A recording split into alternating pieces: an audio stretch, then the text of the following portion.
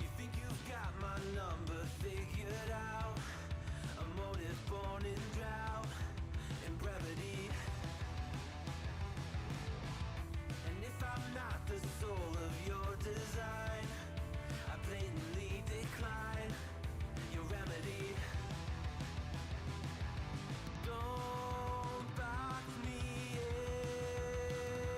in, don't, or I'll leave. I'd rather be a dreamer, I'd rather be free, I'd rather be a leader, I'd rather be a queen, I'd rather be a singer in a trashy cover band. I'd rather be a closer, I'd rather be clean, I'd rather be a poser in a magazine, I'd rather be pretty much anything else than your machine.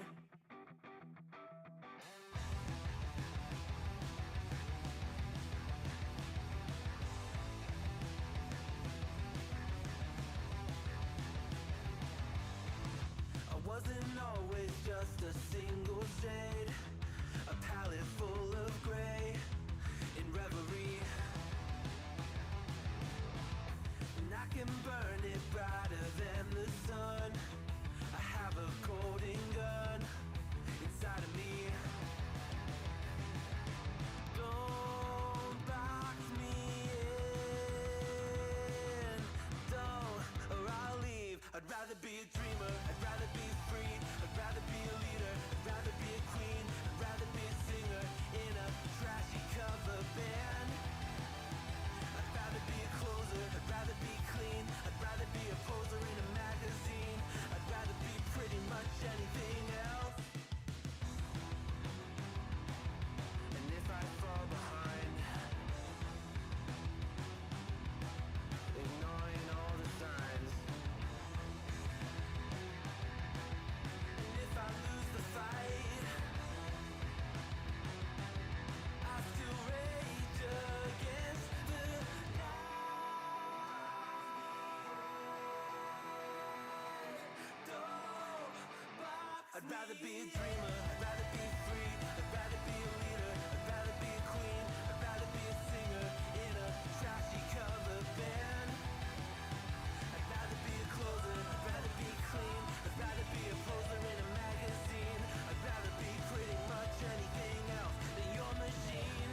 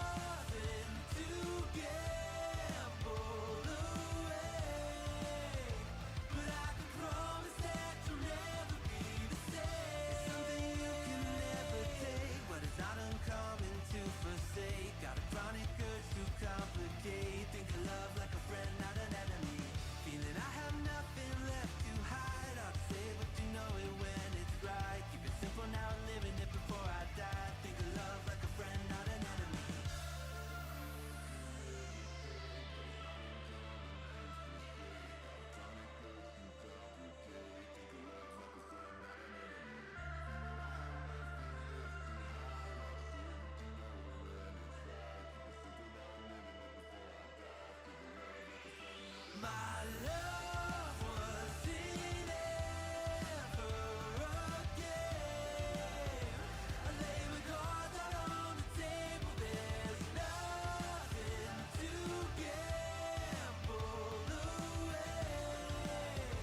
But I can promise that you'll never be the same. But I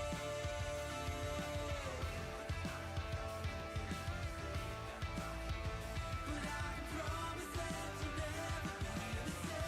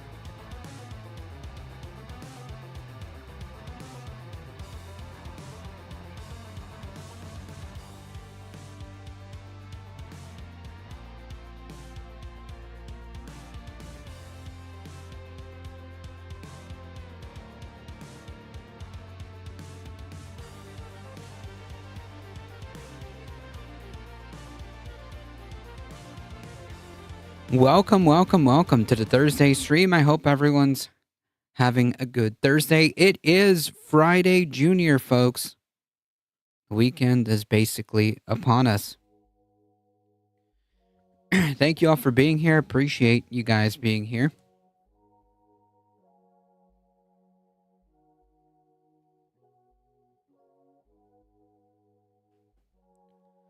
John Lithium Quad Bennett, Cognizant, welcome. Another day of observing society's collapse. Yep. My left arm is vibrating and I don't know why. Phone?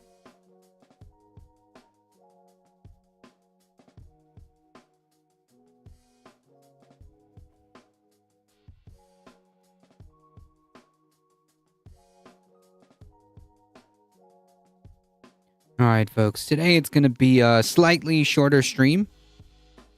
Donald James, welcome.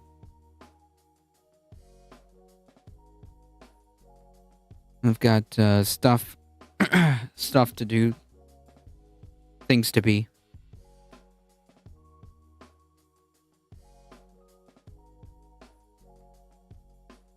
Oh wait, I should have said stuff to places. No wait, stuff. Yeah, places to stuff and things to be at. I don't know. Whatever. Insert the witty comment here. It was an attempt, folks.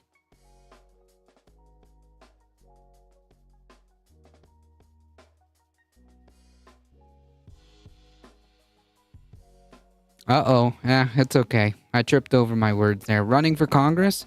Yeah, tomorrow. I don't think I could actually run for Congress. That would be that would be a bit silly. It'd be cool to run for something local, though. It just goes to show ya. Yeah, there you go. I got things to place and places to things. Don't clip that. Anyways, folks, if you enjoy the content, don't forget to do all the things.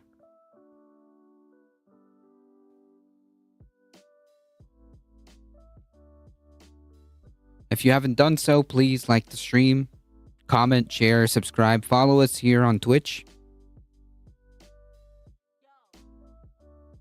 If you want to support the channel directly, check out the merch store, Tip, Substack. Join the Discord, folks, and check out my show on this space every Tuesday at 7 p.m. Eastern Time. Michael Hassner, welcome. Let's get started, folks. We're starting to stream off hungry, okay? We're starting to stream off hungry as heck. And a bit warm.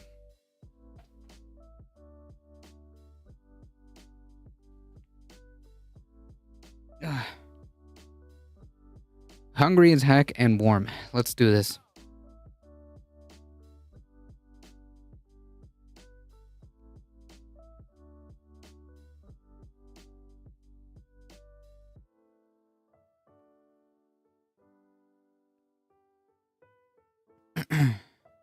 Take it all off.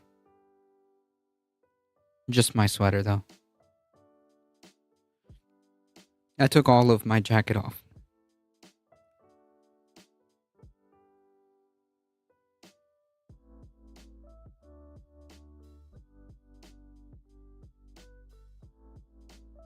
So Marjorie Taylor Greene went on Megyn Kelly's show, and Megyn Kelly is an interesting figure. I mean, I still like. There's a lot of really dumb right-wing commentators out there, but Brian and I were talking about this before the show. Like, Megyn Kelly's not one of them, much to my chagrin, and she sees where the tide is turning. And like, of these conservative podcasts right now, the ones that are at the top of the charts are Tucker, Candace Owens, and Megyn Kelly. And they're all outside of the Daily Wire sphere. Like, that's the story beneath this, is like the Daily Wire just completely collapsing in its monopoly of the conservative media economy. And those other two, like the Daily Wire just completely collapsing in its media economy. And Candace Owens to so Megyn Greene on the Republican side is doing so in the House. Now, we know her past statements about Jewish people. We know Tucker Carlson. Yeah, so just to be clear, like, the reason why these people are criticizing Israel is because they're getting their chance in here to be Nazis, right? That's the issue here.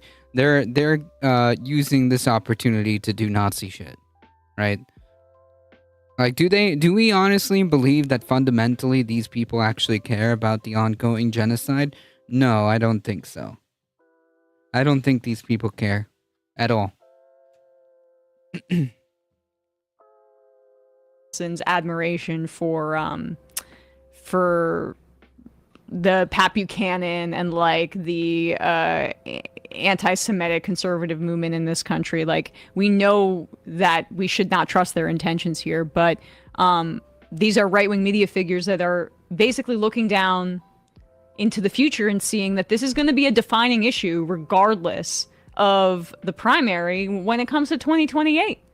Especially because the anti-war mantra was so well trodden in Trump's rhetoric in this race, because he has no connection to the truth, but like that there was some interest in that on the right.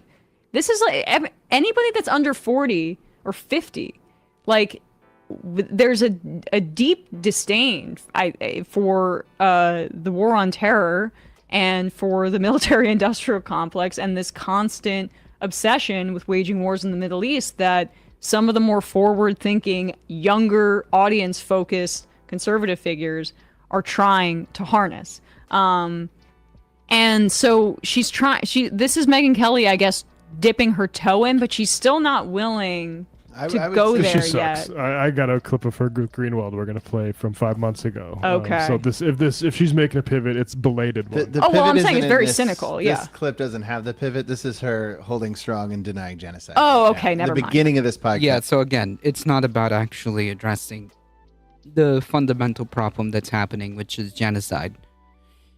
Heat, how's it going? Is what you're talking about. Okay, gotcha. No, we'll play this part. And God is the only person that you don't think Mara Gaza is the solution? No. No, not at all. Mara Gaza. Mara Gaza. Jesus. It's going. I feel that. My problem is when you use the word genocide, like, I don't believe that, but I also don't have any meaningful video or picture source that I trust. Yeah, You know? I think it's fair to say that It's because you are a racist. What are you Yeah, talking I about? mean, like that's it, right? Like fundamentally, that's it.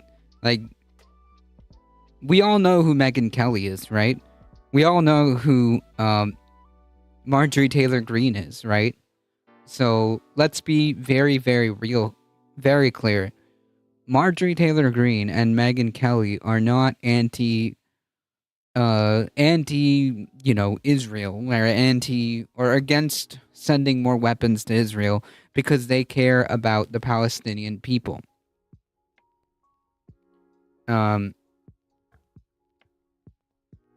That's it. The reason she can't trust anything is because she knows how easy it is to lie. Serial liars often have this problem. True.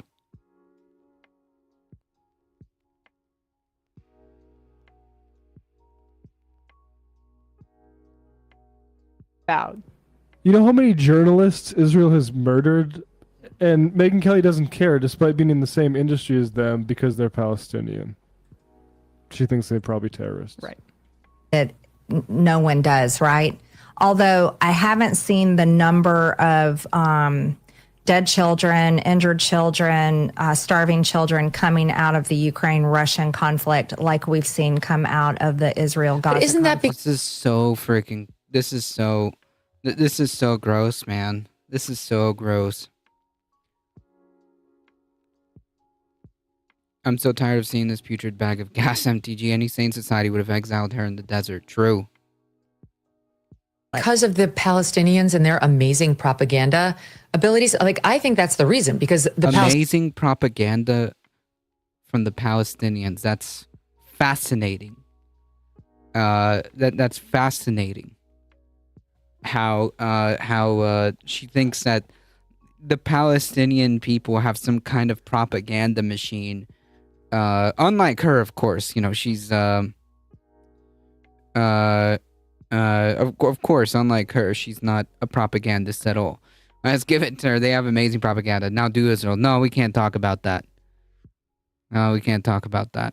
Palestinians put all this on camera and release it. That they make sure that we see this, which is another reason to be suspicious of it. You know, I don't know Okay, what all I'm right, all being right. Well, fed or then scratch what I said before, but I want This is just like the stuff that makes you just want to. This is the stuff that just makes you want to scream, really. For Antifa raid incoming. Hey, welcome.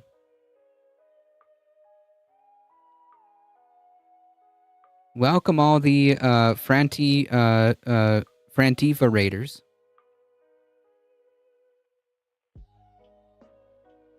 Welcome, welcome. They put it all on camera and release it, so they recorded reality. Yep, but it's not the reality that I like.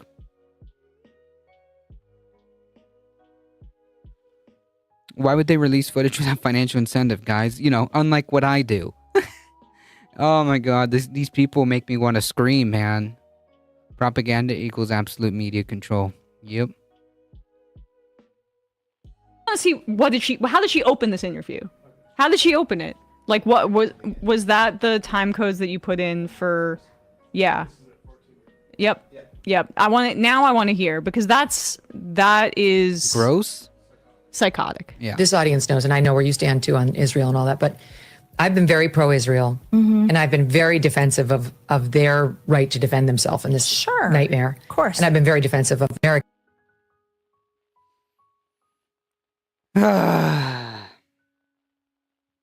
Like I don't even have the energy to scream, man. This is so tiring. And Jews on campuses who are just being harassed. It's ridiculous. Of course. But I have absolutely no skin whatsoever. So not of course, Marjorie. Like what has happened to Jewish students on campus? Like some of them have been targeted for criticizing Israel. Yeah. That's not what we're talking about. That's not what Megyn Kelly's talking about. Megyn Kelly's upset that they had to hear anti-Israel slogans. Colombia banned Jewish Voices for Peace for anti-Semitism in November 2023. So not of course. The campus stuff is it is hysterical propaganda by people who want to support a genocide. Ever in defending any lobbyist group, including AIPAC. Right. So I would love to know what they do to get. It's funny how like they only like would she say the same thing? Like here's the tell, right? Would Megyn Kelly say the same thing about say the oil lobby? Would Megyn Kelly say the same thing about the pharmaceutical lobby?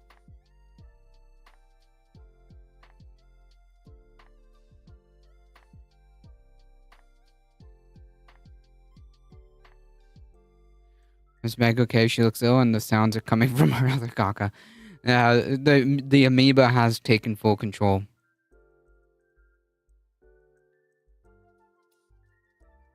Wonderful production value. Seth Evans, welcome. Like they need that and their genocide. The loyalty of politicians, because I will say I have had multiple reach outs to me, both from friends and from connected people in DC, begging me to go to Israel with them. And I have said no every time. I'm just too busy. I have 3 kids. I have a full-time job. Like, Sure. I'm not doing it.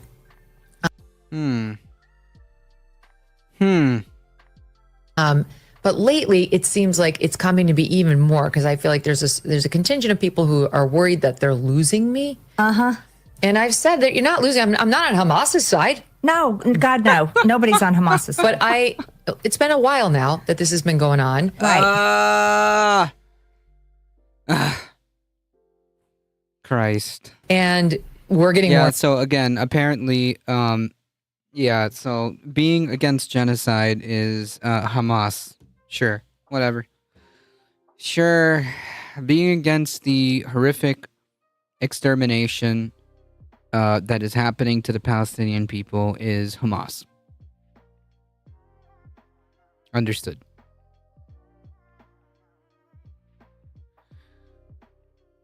Even Green has to say nobody's on Hamas's side. I know you're trying to bribe me, but I need you guys to know you don't need to bribe me. I'm already wrong securely. Involved with the Iranian bombing and so on. Sure. And my own feelings are I mean, this is so much cope. Like, Well, this, that's so. We did it. I did it in the reverse order because she wants that audience too, but she's too much of a racist. Crowder did the same thing, right? He's like, I don't like APAC, but you better look into Qatar too. Like, Yeah, she's too old school Republican to fully go there. Like, I mean, you psycho. The numbers we're getting out of Gaza are undercounts. Yeah, they're undercounted because there's no system to have a real proper count. It's all freaking rubble, man. It's just gone. It's like asking Jeffries why he won't endorse Mandani. 2 minutes of talking to say nothing. True. Grand Theft Autobot. Just because words come out of a big hole in her face doesn't mean she's actually saying something worth listening to. True.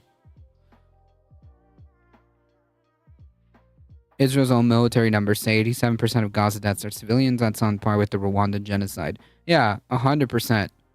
And they're okay with that. I believe that, honestly. I believe that, and the fact that they're even willing to admit it's that high. I mean, it's wild.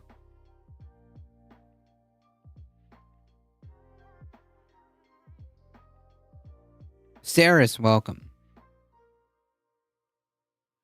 It's like when she says Palestinian propaganda, like what, IDF's numbers? Yeah. It's not honest. There's no honest conversation being had here. And I hate the right to defend itself argument when they're on the offensive, or do they call them preemptive defensive strikes? Yep. Sarah's got a new pet at the Vanguard. Nice. Donald James, welcome. You know all that money that the Palestinians have to put into propaganda? Yeah, which they totally have. By many multiples. We're finally getting some coverage of it. There was a really good piece in Current Affairs, but I would love to see this outside of lefty publications about the undercounted death toll. Yeah, but you don't need like lefty media to tell you, right? Like you don't need lefty media to see what's going on, right? Like, you can kind of just use common sense and see The fact that like everything is just rubble with all these indiscriminate airstrikes, which are on video, like there's no system, there's no functioning system in Gaza to really have a good count, and you can't get an accurate count with all like with all the potential bodies that are just in rubble, that God knows if they'll ever even be able to get to them. Like, it's common sense that it's obviously, like, there are no functioning systems in Gaza right now. How could you possibly know what the actual count is? It's really, it's probably horrific. To the point that we do know it's in the tens of thousands, like what, 50,000, 60,000? We know it's a lot higher. I'm just saying what we do know, what we confirmed, I guess, is really the answer, the way of phrasing it. But the reality is it's probably a lot higher. How high? Who knows? It's not the world's first rodeo. These people are just being disingenuous. Yep.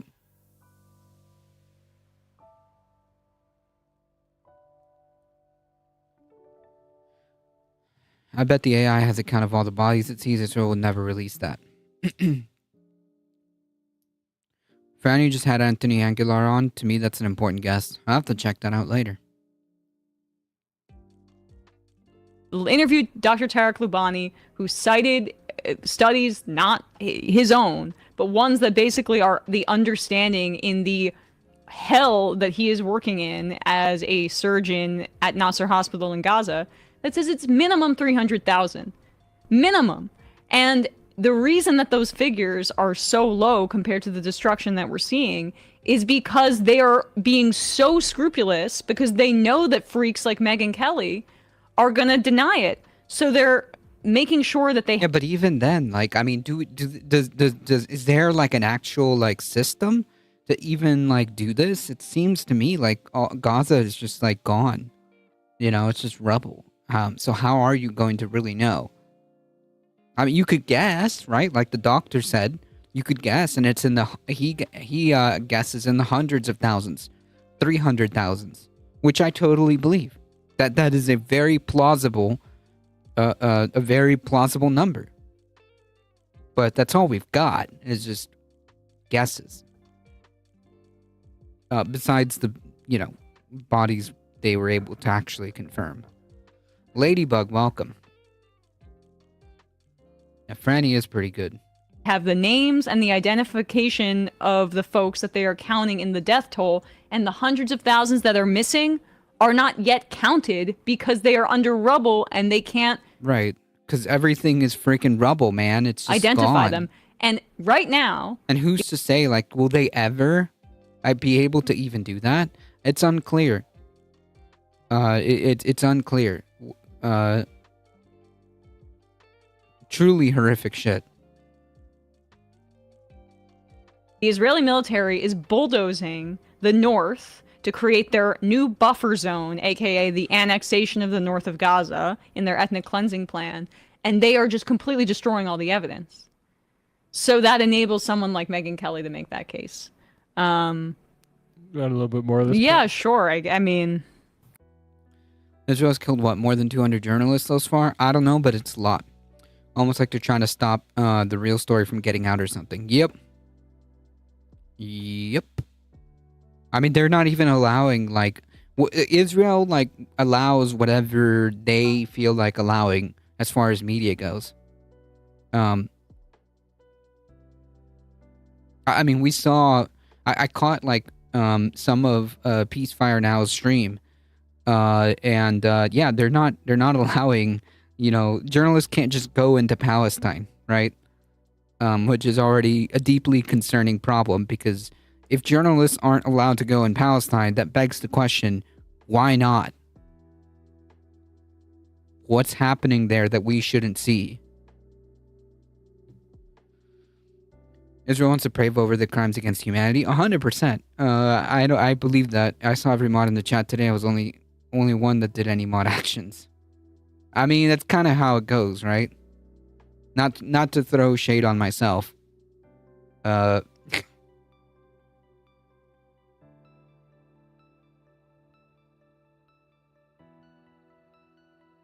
Correct. Cognizant. You know, I'm looking at Israel in a different way right now than I was on 10/8. That's would for be sure. good. Of 23. Right. And I can feel the pressure being slightly ratcheted up, like you're not allowed to. You're not allowed to. Mm-hmm. And I can see people like you, like Tucker, who I know Tucker. I've known him for years. And I've seen you in your early career. I know you have nothing against Israel. Oh gosh, no. Oh, I hate the situation so bad because, like, let's be real. Come on, like this, like both of these people are freaking like Nazis, man. Come on. The IDF already admitted that they kill 83% of civilians in Gaza from their own mouths. Yep, and nobody bats an eye. Yes, and nobody bats an eye.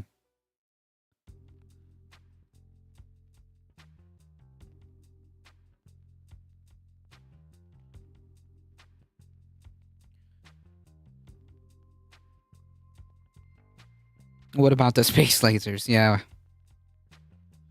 But Meg doesn't think it's a genocide, so it's not. Yeah, thanks to the bastion of truth here.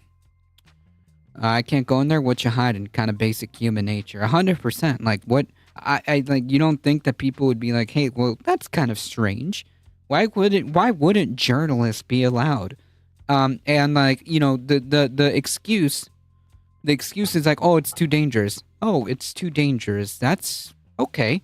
Now, why is it too dangerous? Why would it be too dangerous? Didn't a bunch of journalists cover the global war on terror, the GWAT or whatever, from you know, the 2000s?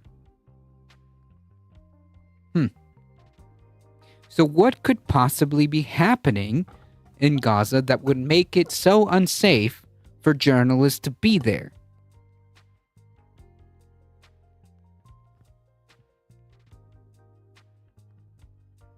Paid to promote Israel. Yep.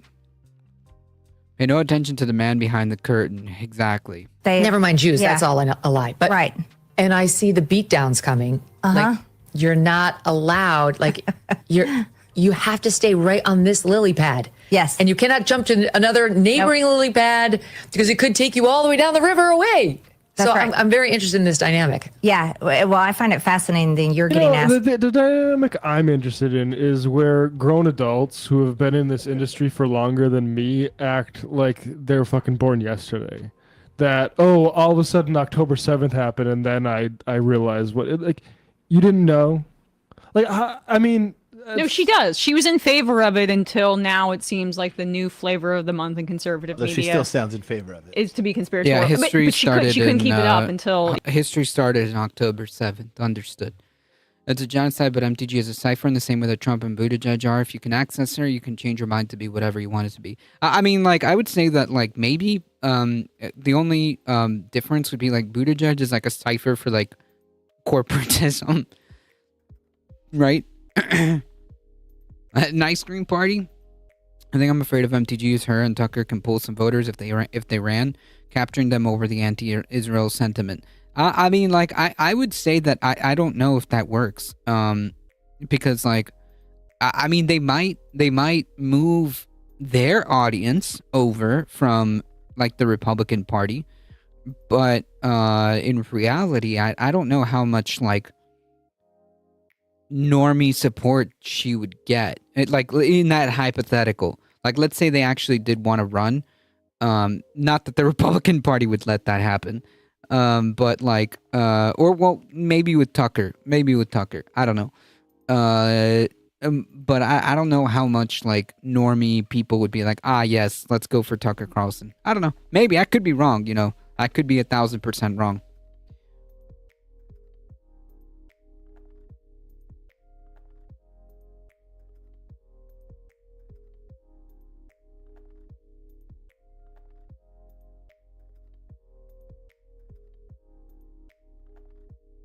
MTG and Tucker are dangerous in this moment. Oh, I don't doubt that. I just don't know, like, how much pull they would have, like, from, like, let's say if they made it to, like, a general election or something. I don't know. I could be wrong. I could be entirely wrong. Buttigieg is like silly putty. He'll be whatever you imprint him on, as long as you are willing to shield neoliberalism. Yeah, as long as you have like money.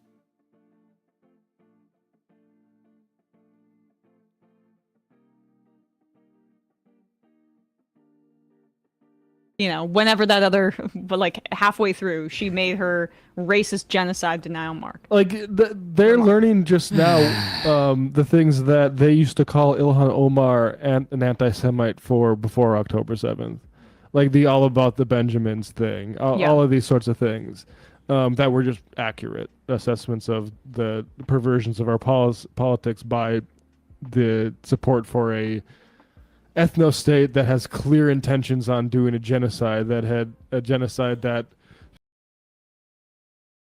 New York Review of Books in 2003 was saying this is where it's going, and the question is, do we want to allow it to get there? Right. Where was Megyn Kelly throughout that entire fucking time? Like this is for it's, babies. Yeah, it's not. It's literally like them just whatever. Them just taking this opportunity to like kind of hint at like, hey, we shouldn't be supporting Israel and giving them all this money because America first.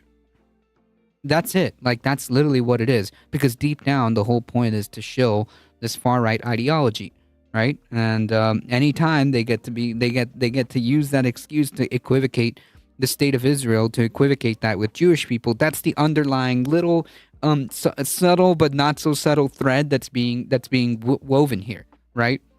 That like, oh, we just shouldn't be sending money to Israel. We shouldn't see, and then of course they add, we shouldn't be sending money to Ukraine. We should be America first. Israel has way too much influence in our American politics because of them. So yeah, it's not anything genuine other than like we need to launder this far right ideology in a populist kind of weird packaging. That's what this is.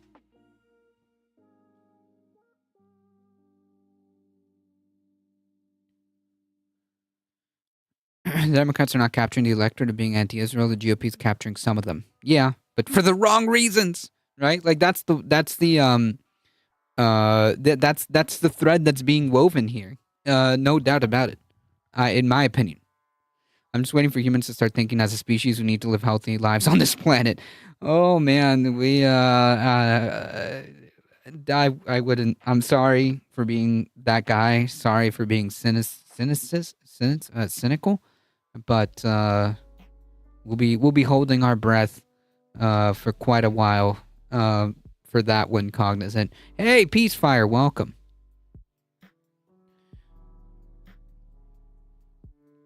Been lurking, but glad I could catch your stream. Hey, thank you so much. Appreciate it.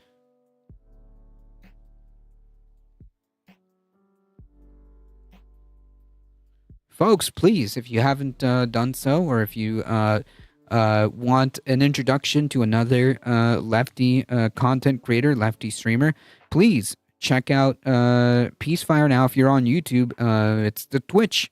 Go on Twitch, folks. Exactly, disingenuously rolling it into their isolationist agenda. Right.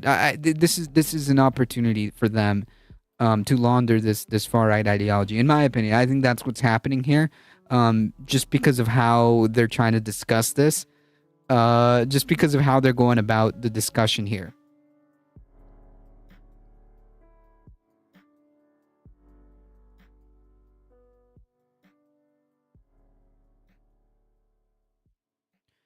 That won't happen. Too many Christians value Israel's existence to fulfill their Christian prophecy of doom. Yeah, a thing that they believe in, by the way. If MAGA can be used to stop sending money to Israel, even if it isn't genuine, like even though I hate them, TYT is in a strong position to move people that were MAGA but support MTG. Yeah, but like, I don't know. I don't know where the end game is there, right? Like how many senators are going to like do that? Number one.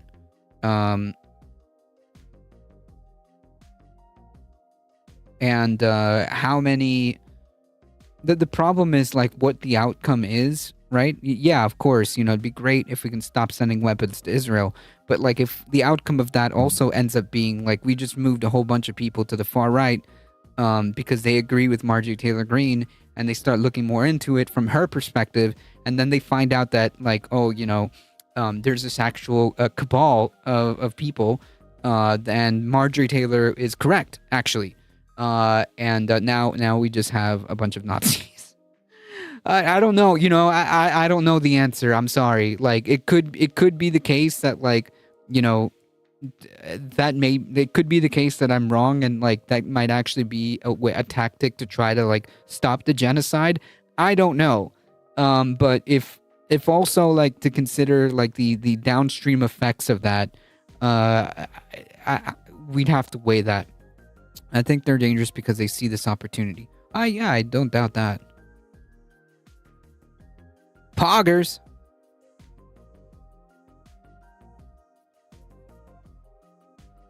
This whole thing of like, oh, ever since October 8th, now it's we're not able to.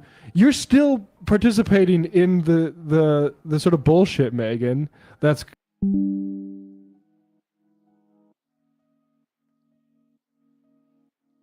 Okay. Sorry. Okay. Sorry. Refresh, everybody.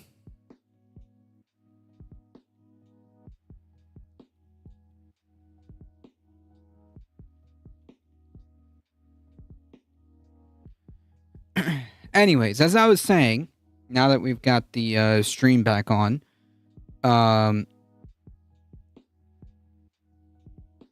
she doesn't care about the genocide. So like that's kind of all we need to know right there. That's kind of like the beginning and end of that conversation. The anti-Semitic cabal conspiracy seems more realistic now. Israel's manufacturing anti-Semitism. Right, and I'm saying, and I'm saying that like people like Tucker, people like Marjorie Taylor Greene, people like Megyn Kelly, that's it. That's their goal. They want to funnel and launder that ideology by using this situation. Oh, that may be only for Twitch folks then. I'm glad YouTube didn't like go down immediately. to stop this horror that you apparently have questions about now all of a sudden. Like, this is a performance. Yep. And I don't know. It's a shame that we have a media or an like audience. Media literacy is so low that we can act as if, oh, look at this person having, coming around in a sort of intellectually sincere way. No, like you're saying, like this is just about a cynical, change in market position. Because I do have this clip here. There we go. Where of her talking with Glenn Greenwald about. I was just watching TV and got kicked all the way to cable TV. Now I can't find a stream. Boo. And just buffered for a bit. Yeah, OBS like knocked me down. But I'm glad that YouTube Mahmoud did it. Like Twitch went down completely. I saw the stream go down, and but apparently YouTube it buffered a bit, but it came right back. Okay, that works.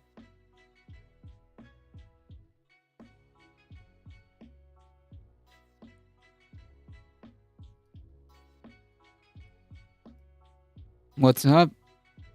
OBS. Still here. All right.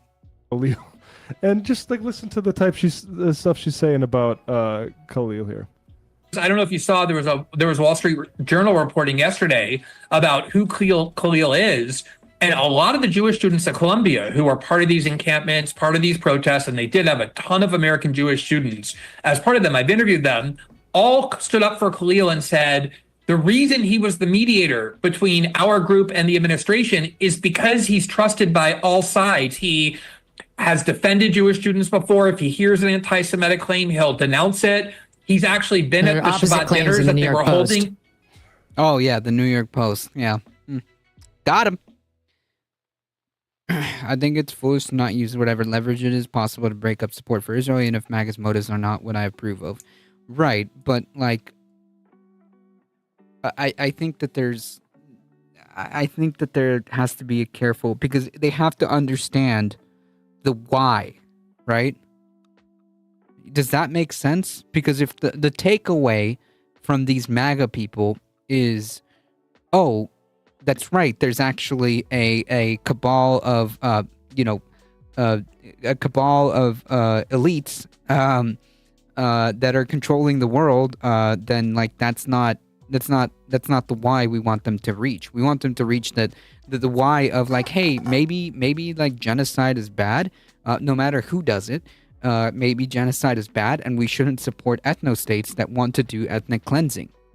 The conclusion that they need to reach has to be the right one for the right reason, is what I'm trying to say.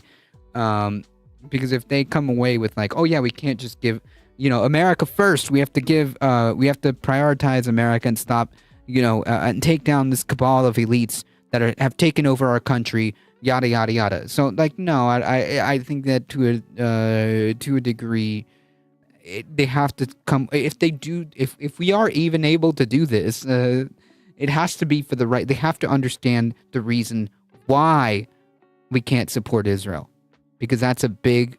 That is the defining factor. It's the why, right?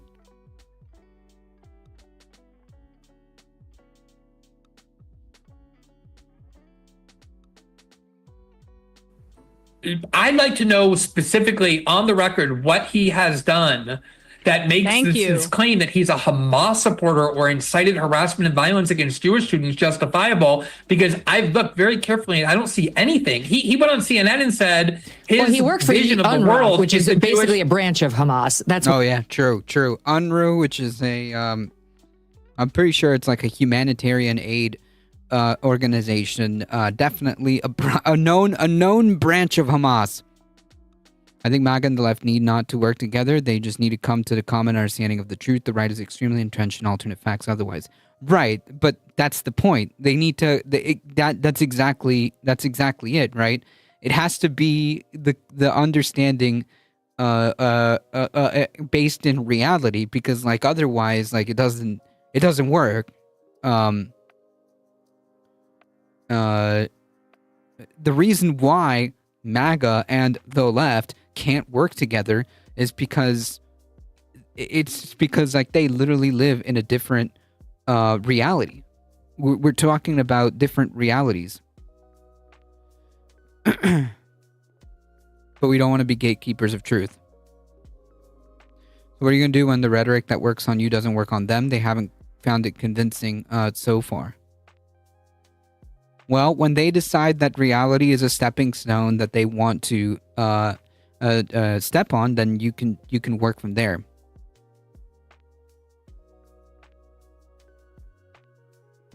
That's my thing. Like, because if the takeaway again is that they end up being like reaching to the wrong conclusion, and we just end up with a bunch of like actual legitimate like anti-Semites. I don't know if that's the route, if that's the conclusion that we want to end up with. You're assuming MAGA can even hold a complete thought in her head. We're engaging in hypothetical. We're engaging in hypotheticals. But the point being is that like I don't think it's bad in concept to like use whatever tools you have to start the genocide. It's just like what the downstream effects are, and would it actually accomplish what we want it to be? Would it accomplish what we want to accomplish? They don't believe your rhetoric. If you want to move them, how you have a real opportunity to take away from both Trump and supporting Israel. But it's a cult, right? Like I don't think that we should be focusing on moving people that don't want to be moved by the truth. And I mean, like, you can talk to these people all you want, but if they're not in a basis of reality where they're actually living in a reality, then they're not going to move. It doesn't matter what you do. It matters what Trump does. It matters what Fox News says to them, right? And I don't think that, and I don't think that they they can be moved. So I think that maybe perhaps a better route, and this is my opinion, I think perhaps a better route is to try to wake up the normie section of the population, the normie section of the population who doesn't really know like what's going on. Not really. I mean, like, do you think that most Americans who are just trying to like get by in this hellscape, like, do they really know like the what's happening in Gaza? I don't know, but I certainly would like to open their eyes. I certainly would like to open their eyes and try to make them more engaged in politics, because I'm pretty sure that they would matter more than MAGA people. But you don't need to do the convincing. MTG is doing the convincing. These MAGA agree with MTG and don't agree with Trump. They don't want to support Israel, so who gives a shit? Why? Because I think the why is everything. I think the why is everything.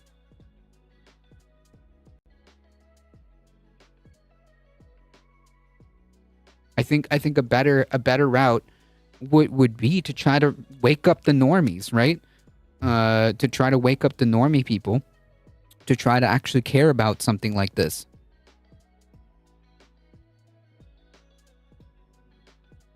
Got a pretty face and air for brains. You too can broadcast the news at Fox.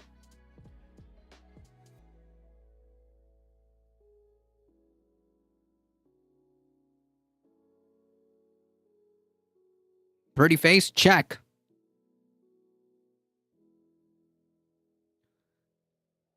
Air for brains? Well, I don't know. What's in this beanie?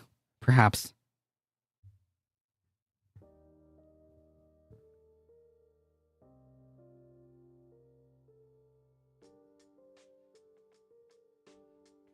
Wake up the normies. It's about time. Don't get duped by MTG and Tucker. Right, because like I don't know how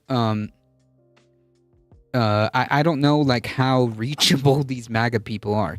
Waking up the normies is a pure hypothetical. This opportunity is real. I mean, here MTG is doing this interview on the matter. Yeah, to her constituents, to her people. How many of her people matter versus how many normie people, and I'm using that word in a, you know, colloquial sense, normie people, versus how many of these like far right entrenched people that listen to MTG.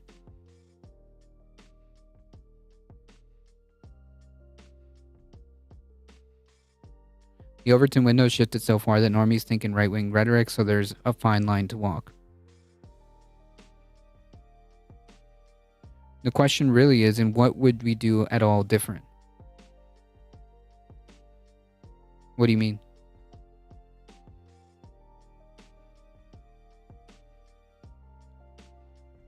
I have no idea, Heat. One thing. MAGA is a small vocal minority. Yeah, I'm imagining MTG's constituency is not that big. Megan, the UNRWA was funded by the U.S. government for decades under both political I parties. know. It's a part of the UN, and But I don't. more recently, I it's don't been agree with very that. aligned with Hamas. You can't deny that. I'll deny that. That's insane. Like, this is lunacy.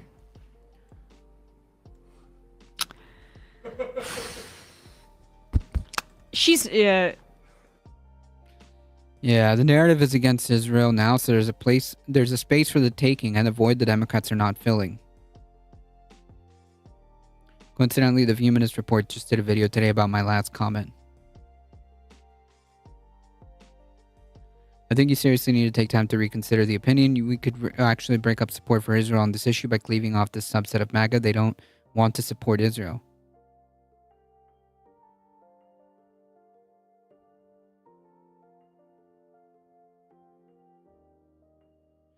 I completely disagree with the notion that MAGA is a small minority.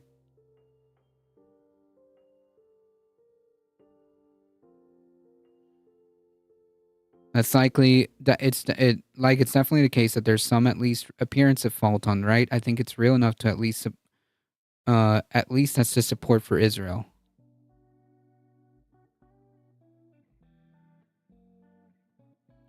The question remains, though, what to make of that? What, if anything, to do in response or do differently than we otherwise would? Like the supporting for Israel, like just overall support, support for Israel is kind of tanking across the board. First of all, support for Israel is kind of tanking just across the board. But I think that like when we're talking about specifically like the far right, I think the reason why they don't support Israel is important. I think. I think we're all on the same page here. Still, basically, there's not much to disagree with. Yeah, it's more of a matter of tactics. Really, it's really more of a matter of tactics.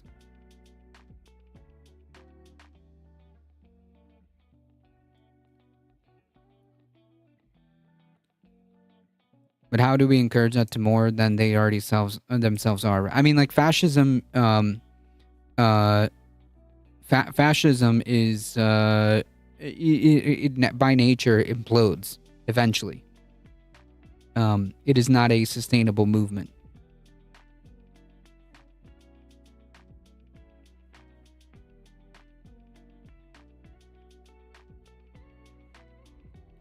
Now, Gonzalez, you want to prolong things because you don't agree with how MAGA came to the same conclusion that you did?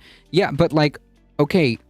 So what do you want us to do? Say yes, MAGA people, you are right. There is a conspiracy theory. Your conspiracy theories are correct. Now let's work together.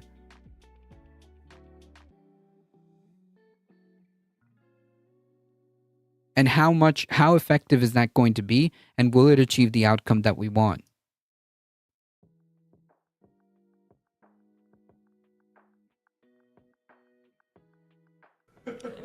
She can't get like, just to be clear, like you also have to understand that we're talking with like we're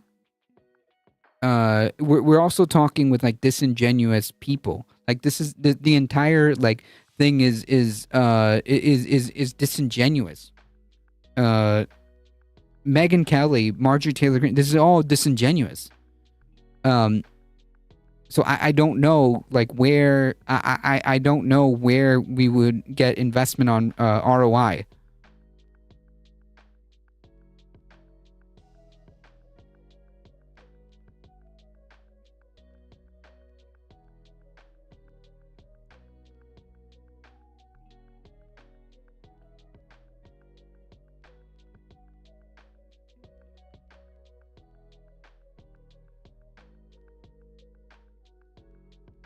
I'm saying MTG is already doing that for you, and shippers like TYT are doing the other half of the job.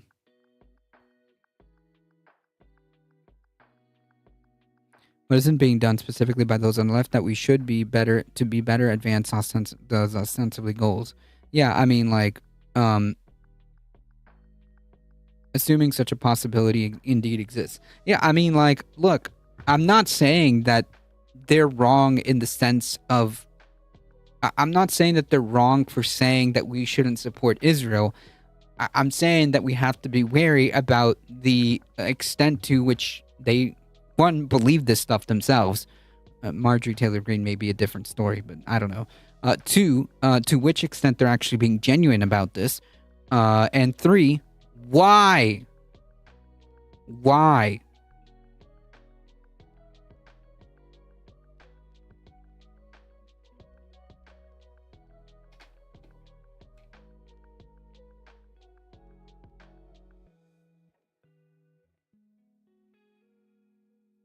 It's a gamble. It's a gamble is what I'm saying.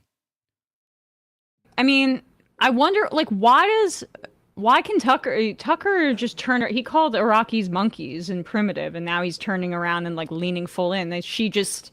Tucker takes vacations to Israel. Is she, right, but maybe she's just too, like, maybe Tucker's just, like, that much of a mercenary that he can just abandon his past positions and feel completely okay sleeping at night, but... I mean, yeah, that's literally Tucker. Tucker's job is to do that. Right? Like, you really think that you'll be like, yes, Tucker, we can sit down and have a genuine conversation about why it's bad, about what Israel is doing is bad and how we should stop it.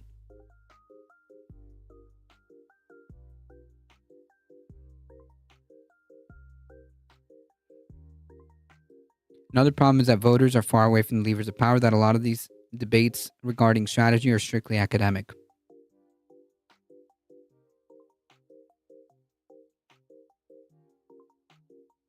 I'm just saying our side needs to capture this opportunity needs to take this opportunity to capture this moment because the Dems won't do it and we have to. Yeah, and I'm saying we should direct that to try to raise awareness we tried to raise awareness and try to wake up the normies. I think that's what I would say.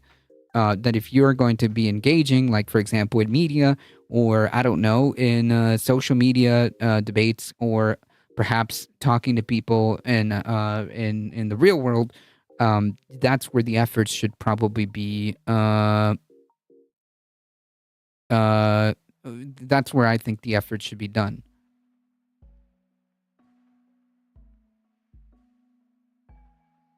I was wondering that too, but the collective should be strong. It's not like Netanyahu's going to stop just because we ask. We stop supporting Israel. I mean, like I think that I think that if we stop supporting Netanyahu, I think that he would be in a pretty bad position, given that we are the biggest benefactor here. I think that Netanyahu would be forced to at least. I mean, he may not, but I'm saying there's a bigger chance if the United States puts their foot down. If the United States, like, for example, in an alternate reality, a president says, like, no more. You're not getting bombs. You're not getting funding. You're not getting anything. Then I think that I think that the chances of Netanyahu having to actually reconsider would be higher than if we didn't.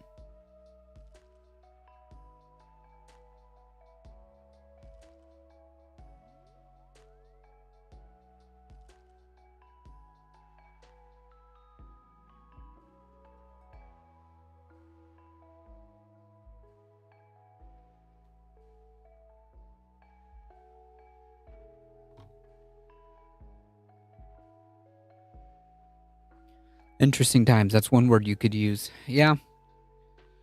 We have both the Epstein issue and the Israel issue. MAGA are super hung up on both. TYT and MTG are in a position to move them. But, like, move them where? To the left?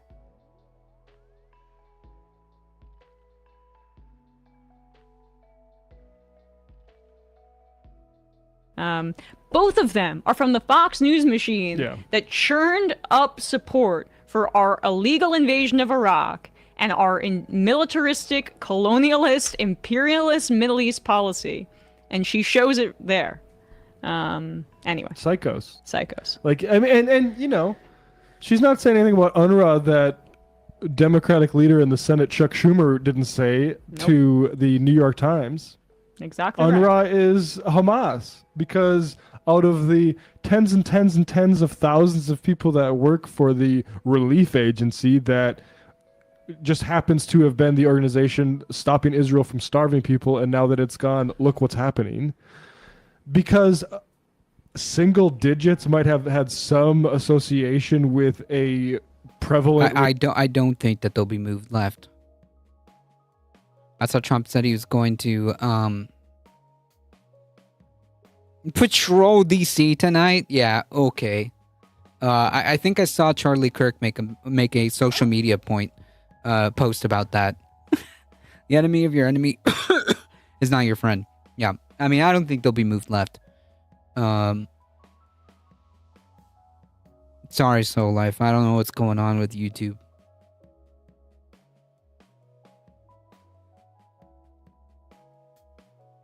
Resistance group in that giant refugee camp, you are going to smear it as pro-Hamas, and now you have the starvation. Yep. So all these people, from Chuck Schumer to Megyn Kelly, that take it just for granted that UNRWA, a United Nations relief organization, was Hamas.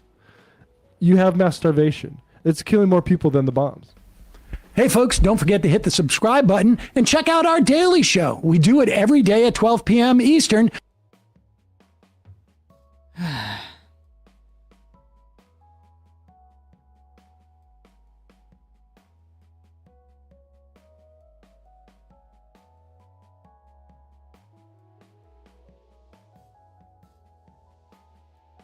It's about breaking them off to support Trump. It's not even about moving them left. It's about breaking them off of supporting Trump. But that's not the likelihood of that happening. Is not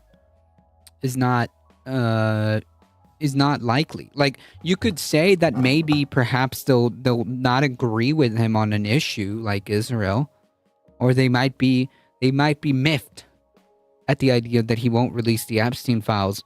But like, they're not gonna, like, if Trump says tomorrow that he needs their vote,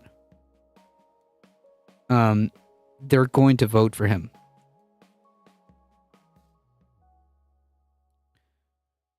Turn them into TYT viewers for all I care, but it gets them into the right to left pipeline. Well, that by definition is moving them left, right?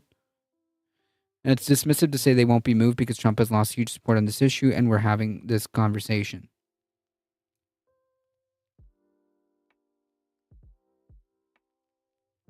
MTG is literally going on Megyn Kelly to have this conversation. Yeah, about one issue. Like, do you think that if you asked Marjorie Taylor Greene that if she supports Donald Trump, that she would be like, oh, yeah, I can't support Donald Trump anymore because of what he's doing in Israel, or I can't support Donald Trump anymore because he won't release the Epstein files. That's not what she's saying. She's saying, well, it's a shame that the president doesn't agree with me. I'm going to stand my ground on this issue. But like, other than that, like, she's completely on board with Trump and the MAGA movement.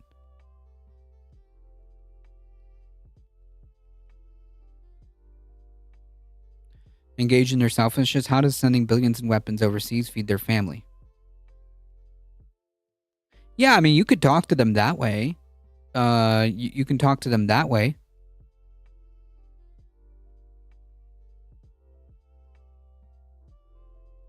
She's on a power trip because she's getting some traction and is so addicted to the spotlight. Yep.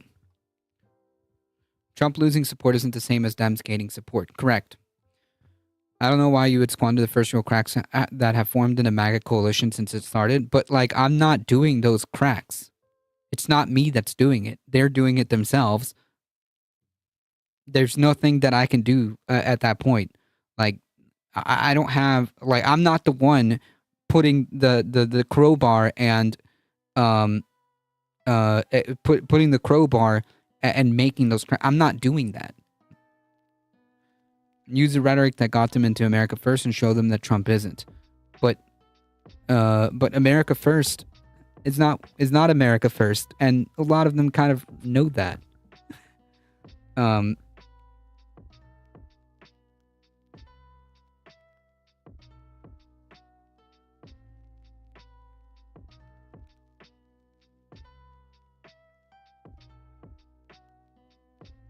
And how should I put pressure on those cracks? By saying, yes, Mr. MAGA person. Yes, Mr. MAGA person. You should follow Megyn Kelly. Yes, Mr. MAGA person. You should follow Tucker Carlson.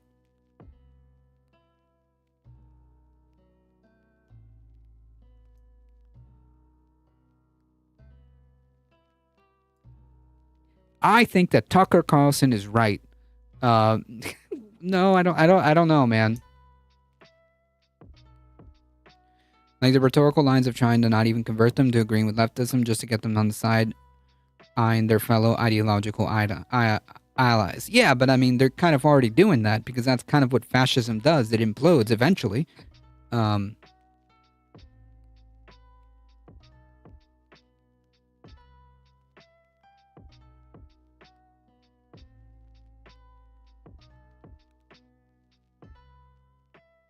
America First and MAGA exist outside of Trump.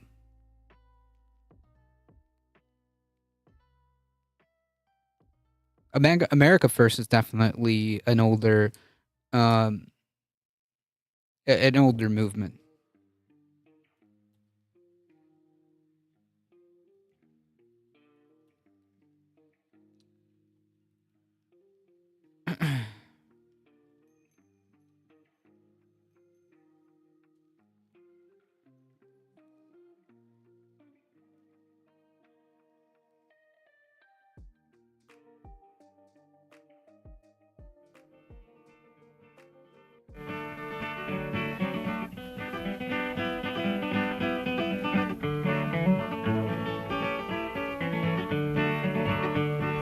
Mr. Charlie Lindbergh, he flew to old Berlin, got him a big iron cross, and he flew right back again to Washington, Washington. Mrs. Charlie Lindbergh, she come dressed in red, said I'd like to sleep in that pretty White House bed in Washington, Washington. Lindy said to Annie, we'll get there by and by, but we'll have to split the bed up with Wheeler, Clark, and I in Washington, Washington. Hitler wrote to Lindy, said, do your very worst. Lindy started an outfit that he called America First in Washington, Washington. So he started an outfit called America First. All around the country, Lindbergh he did fly. Gasoline was paid for by Hoover, Clark, and I in Washington, Washington. Lindy said to Hoover, we'll do the same as France. Make a deal with Hitler, and then we'll get our chance in Washington, Washington. Then they had a meeting, and all the firsters come on a walk, and they come on a run in Washington, Washington. Yonder comes Father Coughlin wearing the silver chain, Cass on his stomach and Hitler on the brain in Washington, Washington. Mr. John L. Lewis was sitting astraddle a fence. His daughter signed with Lindbergh, and we ain't seen her since in Washington, Washington.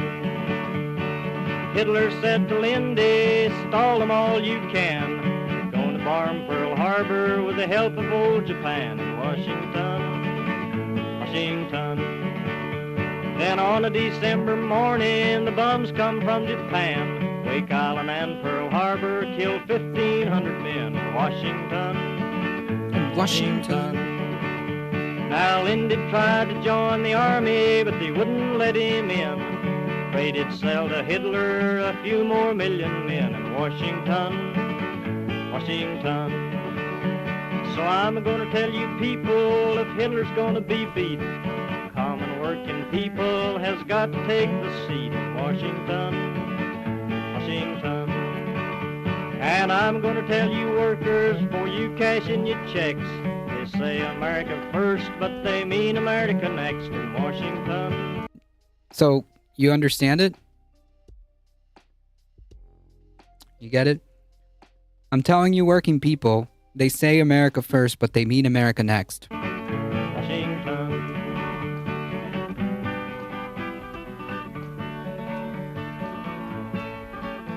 Maybe I'm just old, but at least half of MAGA in 2016 would have voted for Bernie. They joined MAGA because they didn't feel represented in politics. Yeah.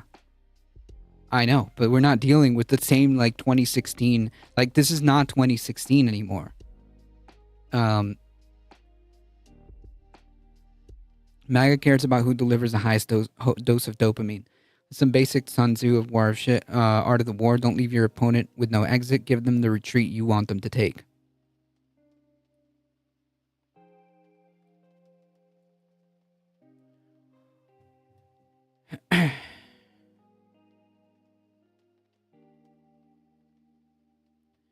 I think another part of Art of War is where you want to commit resources.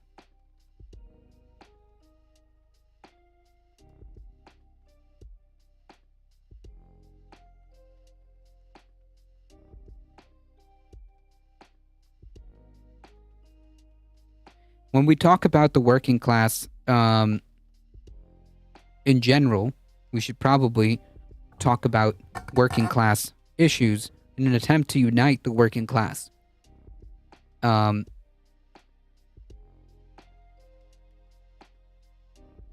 I think that's more powerful than trying to zero in on the group that is refusing to live in reality.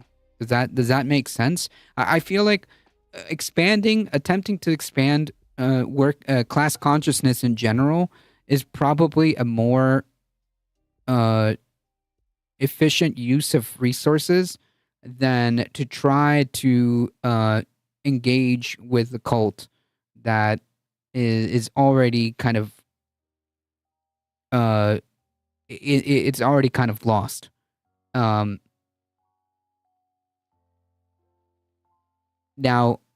if casting this broad net of class consciousness, if it catches some MAGA people, great.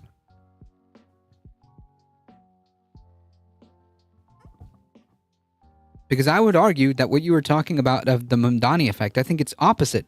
I think because Mamdani talks about working class issues in a broad sense, you know, like we need affordable housing, it may catch some MAGA people, and that's great. For them to vote for Mamdani, that's a good thing.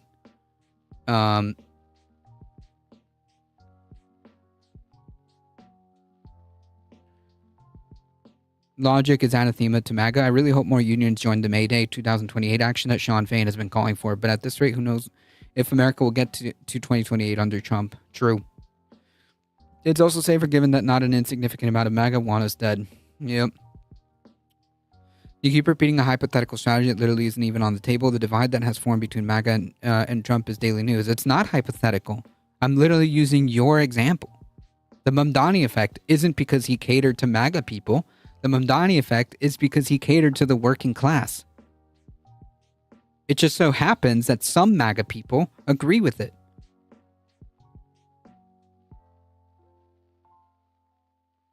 That is not a hypothetical. That is literally what's making Mamdani win.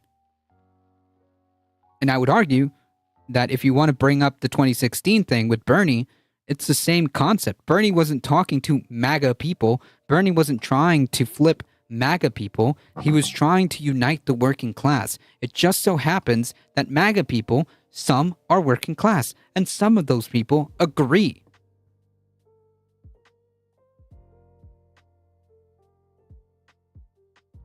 It's not that Bernie was trying to target MAGA people to try to switch their votes from Trump, from supporting Trump in 2016, or even Hillary Clinton. Like, he wasn't even trying to peel off votes from Hillary Clinton in the primaries, or Joe Biden in the primaries. His working class message was supposed to be a broad net, and it worked. The same thing as Mamdani is doing. It's the same thing. I would argue that's probably the better strategy. It's not to focus on whether or not these MAGA people are going to do what we want them to do,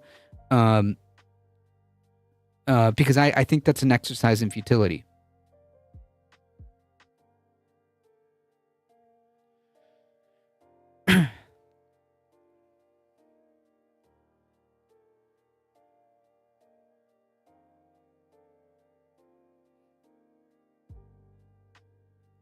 I think leftists who have platforms should be talking to BPDs and the MTGs to continue to highlight Trump's issue, like Epstein and Israel. It depends. You better be damn sure of what you're doing.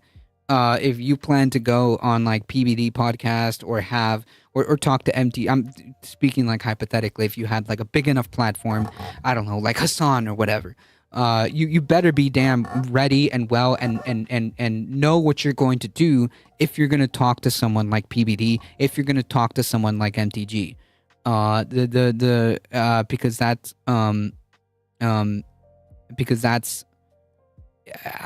you have to be very careful with that.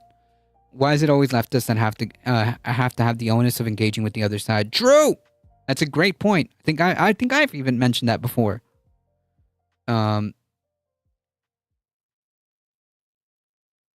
And know your own principles and not be wishy-washy. Yeah, exactly. I mean, it's a gamble, and I think that my point stands that I think it's an exercise in futility to try to focus in on trying to flip the opposition instead of casting like a broad net and trying to unite the working class together. I think that's probably a better strategy. You are probably going to nail some MAGA people along the way, maybe. But I think waking up the normies is probably the better, more effective tactic. More than half leftists I meet are scared of talking to retail staff. They should work on that first. Listen, I feel that.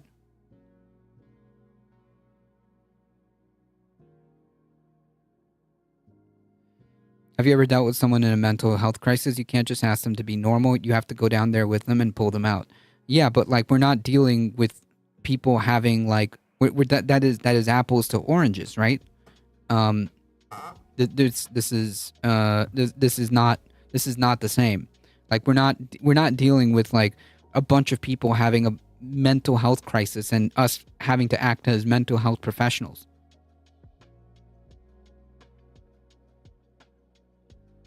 There are way more normies than there are MAGA. Yeah, and I think that a broad message to try to capture more or try to wake up more normies who have no inkling of what's happening, like genocide. I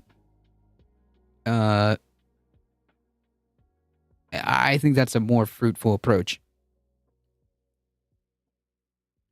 90 million people didn't vote in the last election. They're all more accountable than the average MAGA. Yeah, MAGA is a mental health condition. That's not the point.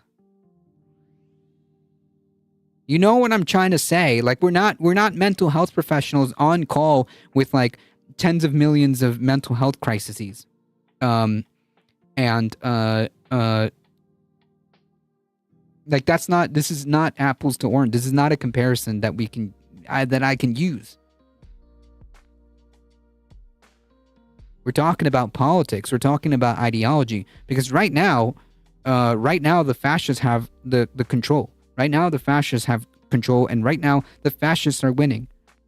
So what we need to do, so what we need to do is get the people on our side. Is get the people to wake up. Okay, if you want them to wake up about genocide, we need to make sure that the people that need to hear this. If we want to wake up people to the fascist takeover that's happening in this country, then we need to wait. Then we need to talk about it. We need to talk with these people. We need to engage in social media with these people. They may not know. I'm sorry. Like a lot of Americans just really don't know. If you want to change someone's mind, you have to meet them where they are at the point of the mental health metaphor. Yeah, but I'm not. My point is that I'm not.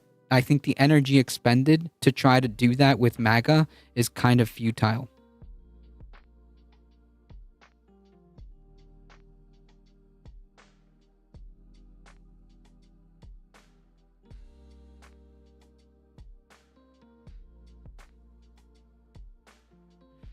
Read and rap. I think calling MAGA a mental condition is hella disrespectful to people with actual mental disorders. True. Actually, that's a good point.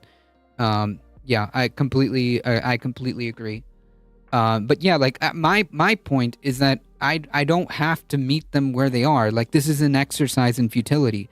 We tried that. You know where that point was? That was in 2016. Okay. That's where that ship, after that, the ship has sailed, folks. It is 2025. If you're still MAGA at this point, I mean, it's GG's. It's GG's. I'd rather focus on trying to wake up and create broad, more class consciousness around with people that may be receptive versus to people that are completely locked out of reality. That is to say that I mean, again, it's a tried and true strategy. I didn't make that strategy up.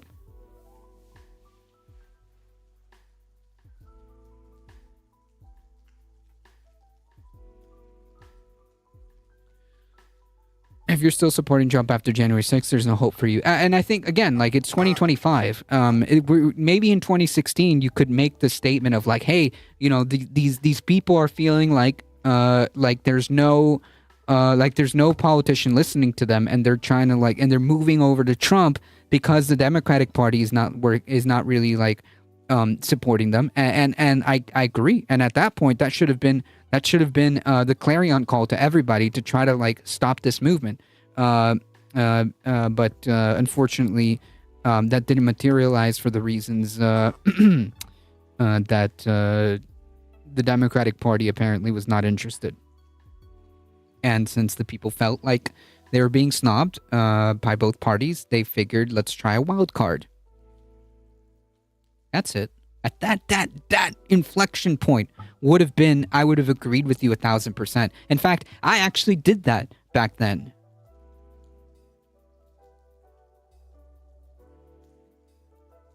I actually did that back then. I used to try to reach out to people who supported Trump.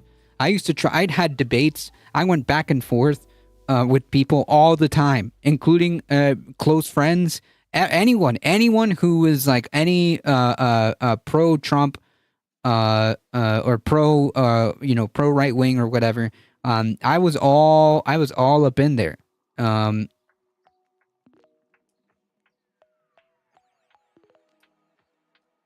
And I feel like that that era, that time was like the inflection point where you could do that strategy, where you could try to meet people where they are, and make that argument. I would agree with you in 2016. This is not the same. We're not dealing with that same. How do I say? We're not dealing with that same. Atmosphere or that same scenario. This is not that. You know, this is like this is like the 1930s when like the Nazis came into power, and the solution is like, well, we just have to get like the people who supported the Nazi party to just see it our way, and maybe like we can try to avoid, you know, them doing like the genocide. It's like, well, no, the train has already left that station. We should probably focus on the people that aren't Nazis and try to get them to rise up, you know?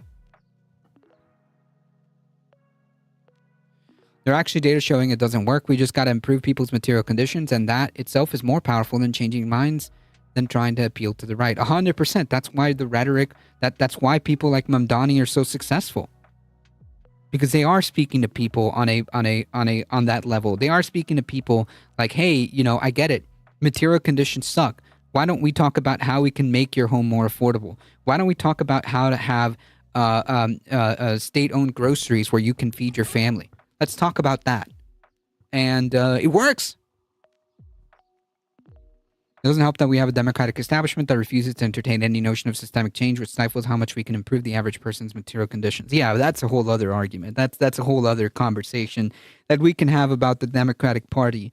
That is a whole other conversation. But anyways, my overlying point, which I think this is a good conversation to have, the reason why I kept it going instead of putting the train back on the tracks. I think it's a good conversation to have. But my overall point is that I think that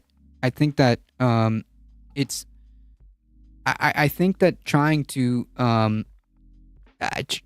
peel off MAGA for trying to achieve those ends in that way, I don't think it works. I think also there's lots to consider. I think the outcomes. I think the outcome of that also matters. I think the why it's being done, or why these people believe the things that they do, matters, because that's determinant as to how they're going to act in the future. And again, I think it's probably a better use of our resources, use of our brain power, precious time, you know, for those of you that like to spend time on social media, for those of you that like to engage in social media, I think it's best to try to use these opportunities to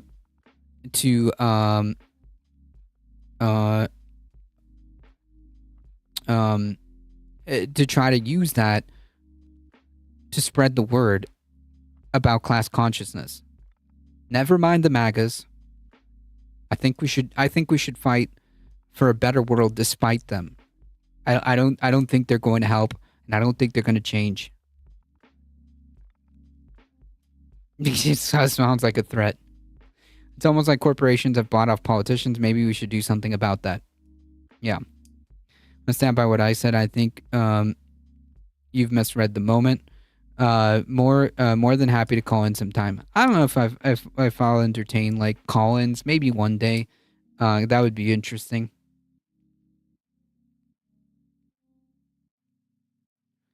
If you negatively impact corporations, you'll negatively impact the economy. And then my father, who's a prominent oil baron, will not buy me the newest limited edition Labubu, which I heard that they're making new, like, little mini Labubu. So get your Labubus, capitalism. Bars. All right, let's go. Jesus Christ. Judge says former Trump lawyer Alina Habba has been unlawfully serving as U.S. attorney in New Jersey. Basically, what I'm saying is you'll ruin this country. True. A federal judge Thursday today said that President Trump's former lawyer, Alina Habba, has been unlawfully serving as a top federal prosecutor in New Jersey. Wow. Maybe you'll just have to get a job to afford the Labubu. See, I'm creating jobs. True.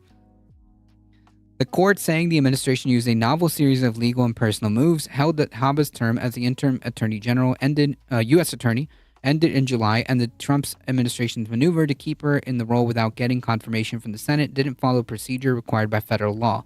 Faced with the question of whether Ms. Habba is lawfully performing the function and duties of the Office of the United States Attorney for the District of New Jersey, I conclude that she is not. Braun said that he's pointing this order on hold pending an appeal. Lagomorph versus Labubu.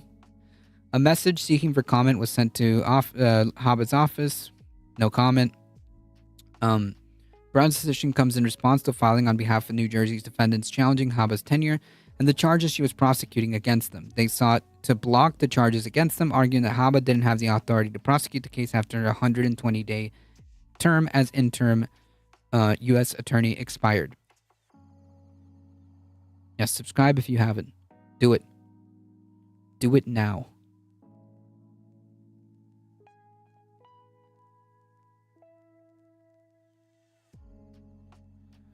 She made headlines when Trump made her U.S. attorney for New Jersey in March. She said the state could turn red, a rare and overt political expression from a prosecutor, and said that she planned to investigate the state's Democratic governor and attorney general. Then she brought a trespassing charge, which was eventually dropped against the New York mayor, which we remember. That was arrested when they were going to the ICE concentration camp. Habba later charged Democratic Representative LaMonica McIver with assaulting stemming from that incident, a rare federal criminal case against a sitting member of Congress other than for corruption. She denies the charge and pleads not guilty. So, cool. It's cool that we can just do that.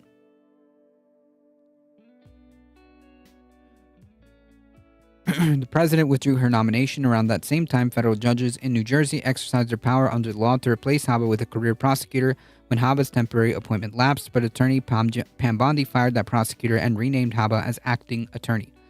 The Justice Department said in the filings that the judge acted prematurely and that the executive has the authority to appoint the preferred candidate to enforce the federal laws in the state. Trump had formally nominated Habba as his pick from U.S. attorney on July 1st, but Booker and Kim's opposition meant that under long-standing Senate practice known as senatorial courtesy, the nomination would stall out.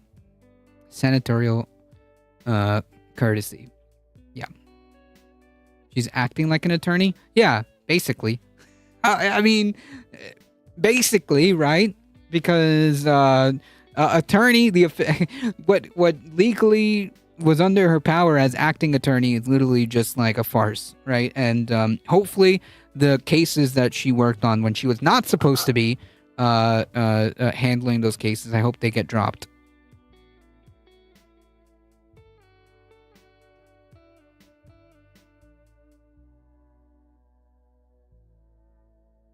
Yeah, the boo-boos are strange, to say the least. I don't know what the trend is. I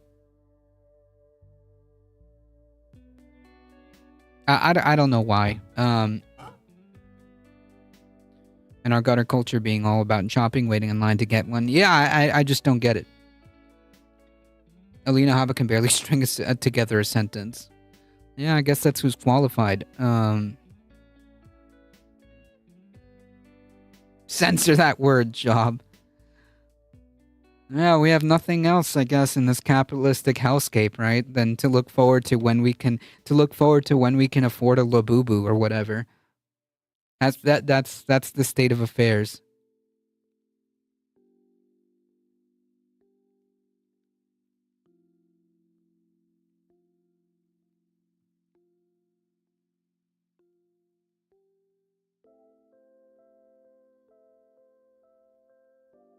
I'ma call her Alina Labubu now. There you go.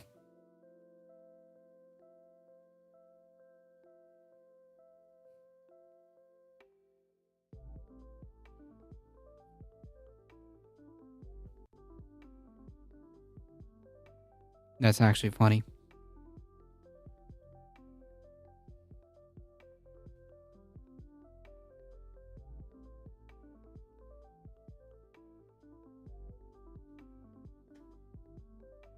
You can if you believe, Bipedal. You can if you believe.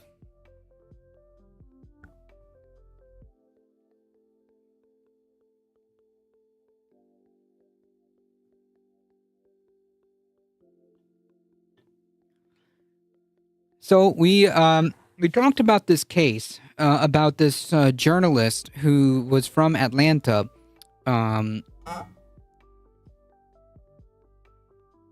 Also, I don't believe in censorship.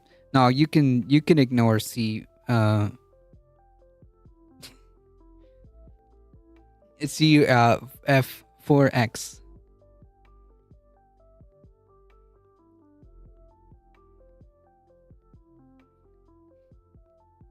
How do censors cross the ocean?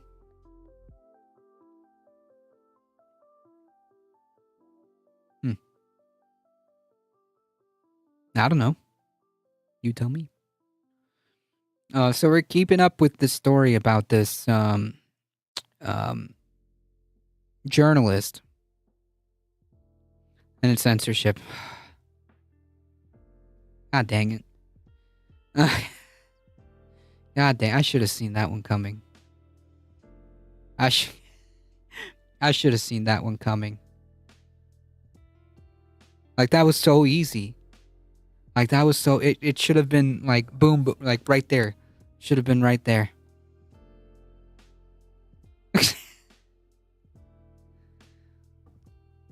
Pom pom pom pom. I don't even have the energy for this. Elementary, my dear Watson. Who was doing reporting about ICE, who was doing reporting on immigration enforcement in Atlanta and elsewhere in Georgia. Lawyers for the Spanish language journalist who had been held in federal concentration camps since June, by the way, this is 2 months, argued in a court filing that the government is retaliating against him for news coverage and is withholding him in violation of constitutional rights. Located in DeKalb County, local police in DeKalb County, just outside Atlanta, arrested Mario Guevara while he was covering a protest on June 14th, and U.S. Immigration and Customs Enforcement took custody of him a few days later. He's being held on an immigration detention center in Folkestone in southeast Georgia, a 5-hour drive from his family in suburban Atlanta. A petition filed in court late Wednesday says the government is violating Guevara's constitutional rights to free speech and due process. It argues that he's being punished for filming police, which is legal, and that he's being subject to unlawful prior restraint because he's unable to report while in custody. I agree, 100%. Why were they not speaking American?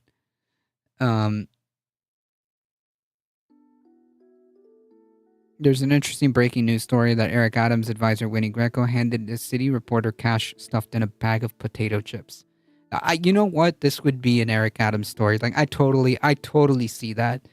We may need to cover that on Monday, but I totally see that. That is an Eric Adams story.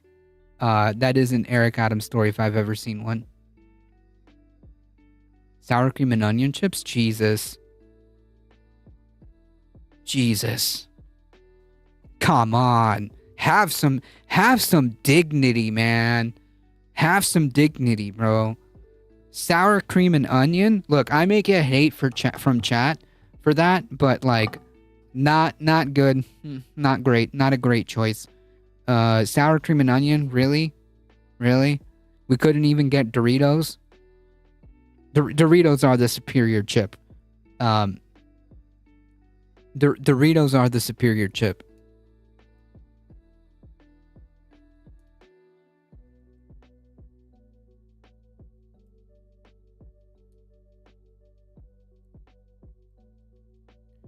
Not everyone has Dorito money. Cancel this guy. Eric Adams is who you would cast as a fake corrupt cop. Exactly. I'd take the cashew with sea salt and vinegar. That's even worse. I don't know if I can. I don't know if I could deal with these. I don't know if I could deal with these chip takes.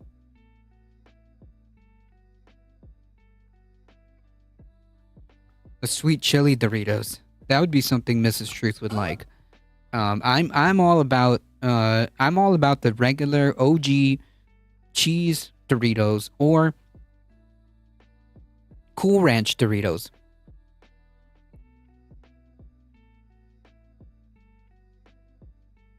Don't say that. You'll get DMs about it. I'm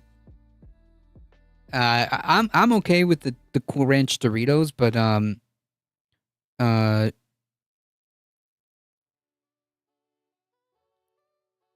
but yeah, the OG Doritos. I mean, if you gave me a okay, look, if I was an elected official and you gave me a bag of cash in a large bag of Doritos, I'm not gonna lie, I might take it. I might take it. Sweet chili Doritos. That's definitely a Mrs. Truth thing. Ground level news. I'm serious. Doritos aren't food. Oh, I don't doubt that. I don't doubt that. Doritos aren't.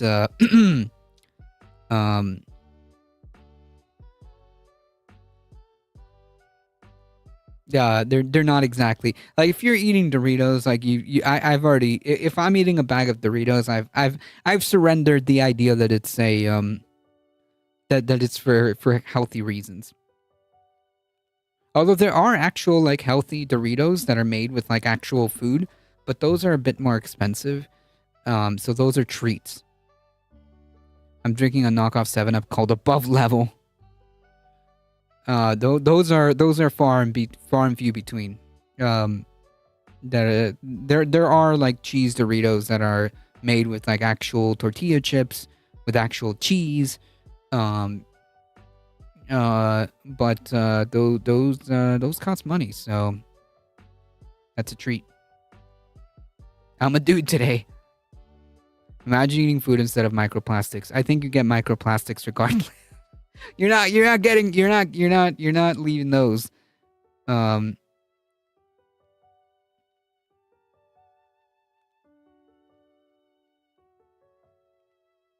do love regular Doritos. Thank you. Most of our food isn't food. I'd have to agree with that. Doritos are like an imaginary flavor that is more intense than nature should be able to generate. If you gave it to someone before the 1740s, they would burn you as a witch.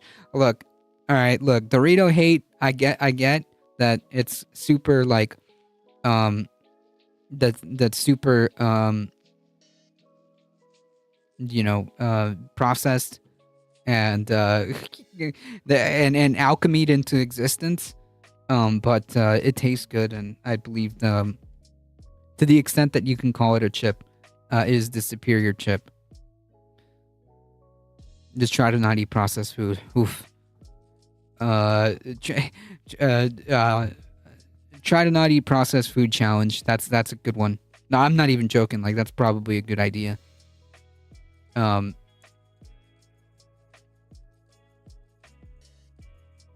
endorse that. You also got them chlorinated chickens. Yep.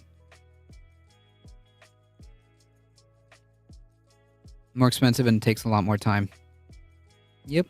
That's probably why all the garbage food is under capitalism. That's probably why that's the case.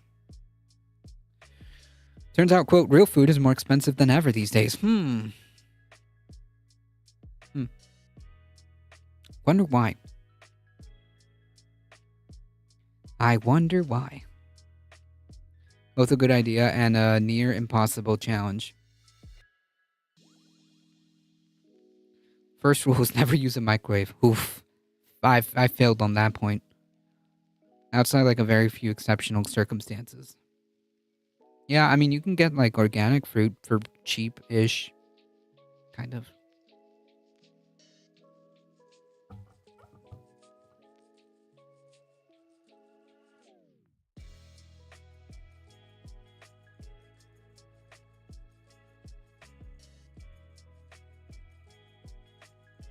The filing names Department of Homeland Security, Christine dog killer Nome, and Attorney General Pam Bondi and top ICE officials. Accusations that Mario Guevara was arrested by ICE because he's a journalist are completely false, said spokesman Tricia McLaughlin. The Department of Justice declines to comment.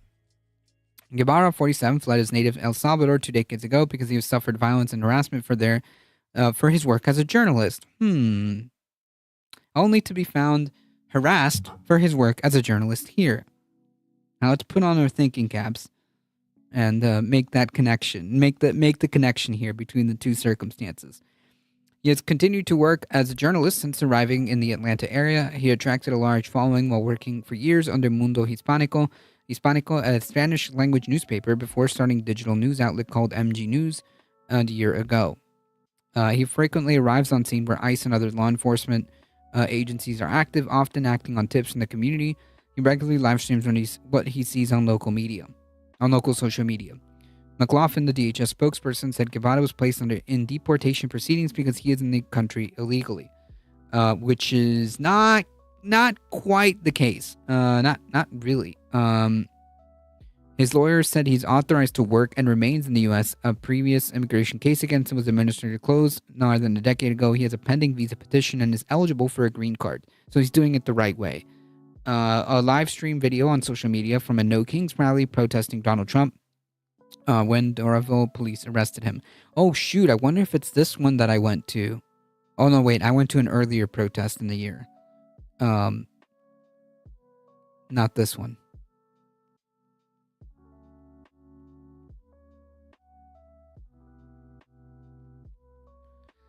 Video from his arrest showed Guevara wearing a bright red shirt under a protective vest with a press printed across his chest.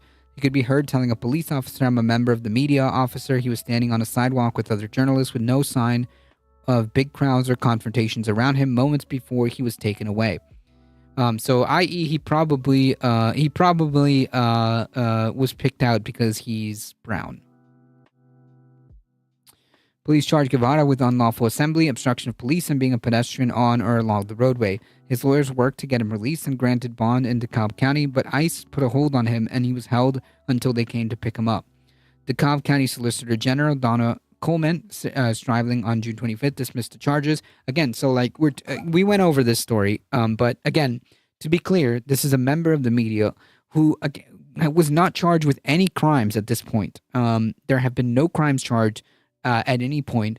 He was literally all these charges were dismissed, and yet he is still in detention, or was in. They're fighting for his release. The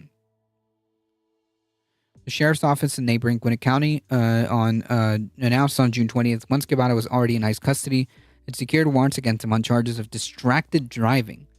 Warrants for distracted driving, failure to obey a traffic control device, and reckless driving. Gwinnett County Solicitor General Lisa Marie Bristol announced that she would not pursue those charges. Again, no crimes here. An immigration judge last month set a bond for $7,500 for Guevara, but that order has been put on hold while the government appeals it. His arrest and continued detention have been decried by journalism and press freedom groups such as well as by some public officials in Georgia. His adult children have been vocal in calling for his release. Mr. Guevara is a pillar of the Hispanic community and the Atlanta area, and his relationship with the Hispanic community, law enforcement, and civic and religious organizations allowed him to serve as a bridge between various stakeholders in the community. Wednesday's court filing says the government arguments during his bond hearing in immigration court and subsequent filings in the case have relied almost exclusively on Mr. Guevara's reporting as justification for continued detention. I don't doubt it at all. I don't doubt it at all. Gathering while Brown was the crime. Exactly. The government's filings detailed several occasions when Guevara had recorded or live-streamed law enforcement activities and posted those videos that included undercover agents, oh no, and their vehicles online, arguing that he's a danger to the community. A danger to the community. His lawyers countered that live streaming, recording, and publishing videos of law enforcement activity in public, even though if those videos identify officers and their vehicles, is protected by the First Amendment. Right, because, obviously. They also note that charges against Guevara have been dismissed and he hasn't been convicted of any crimes during his 2 decades in the United States. So, yeah. I mean, this is just absurd. Absurd. That we have a member of the press, and again, we talked about this earlier, a member of the press that has been arrested for no reason, right? There's any charges that were presumably brought upon him have all been dismissed because it's all nonsense. Still finds himself detained. I mean,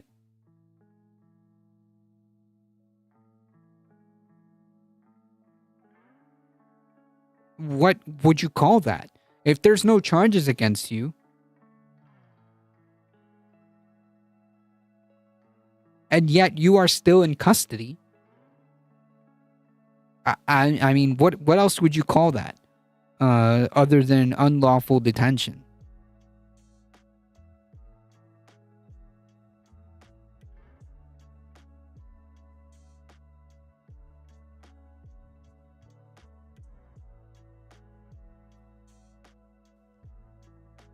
Kidnapping. Kidnapping is another word I would use. You would call Trump's plan working as intended. Yep.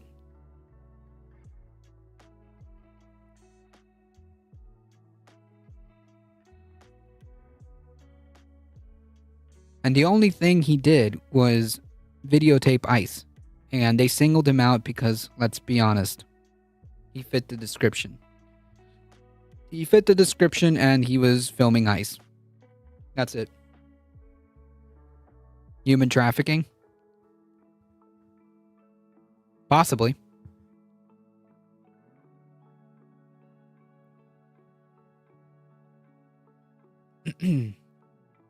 ICE chief threatens to flood Boston with agents after mayor won't abandon the sanctuary policy. This is a threat.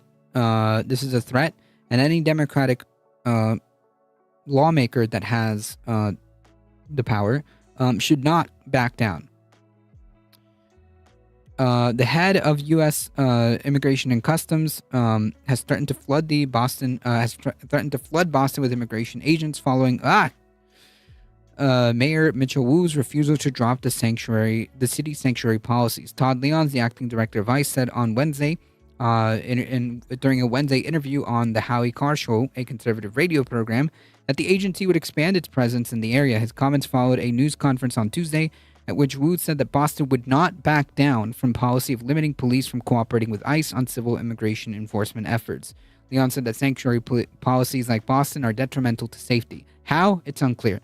We're definitely going to, as you've heard, the saying, flood the zone, especially in sanctuary jurisdictions. Obviously targeting, these are retaliatory. These are a show of force, right? These are intimidation tactics.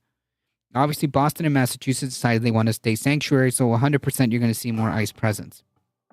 So if you live in the area, this is also good to know. When asked about Leon's interview, Wu's office directed NBC News to the mayor's comments to the reporters on the topic at unrelated Thursday event. This is beautiful, diverse, incredible city, and I have said it now and very directly. This administration needs to stop attacking cities to hide their own failures. Boston has a robust immigrant population with more than 28% of residents being foreign-born as of 2021. China, the Dominican Republic, Haiti, Vietnam make up the top countries of origin. In recent years, crime has continued to drop steadily, with homicides reaching a historic low by the end of 2024. Robberies, aggravated assaults, motor vehicle thefts, fraud-related offenses has also dropped across Massachusetts.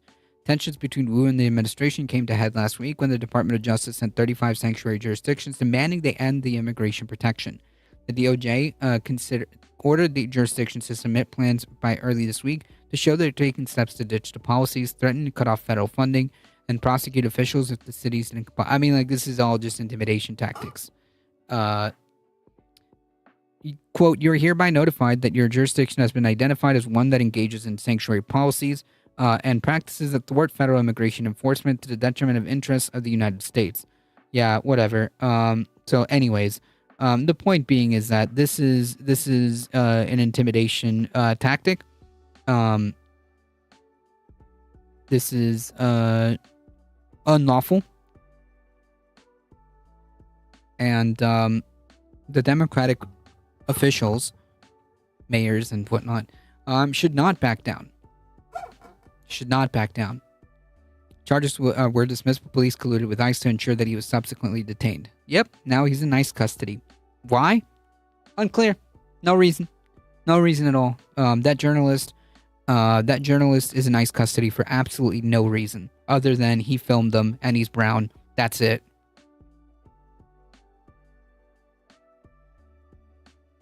I mean, like, this is a perfect example, right? Like, to destroy this idea of what this is a perfect, like, this one journalist is the encapsulation, right? The avatar of what all of this is about, right? Because he's a journalist, right? He's a journalist. He's an immigrant.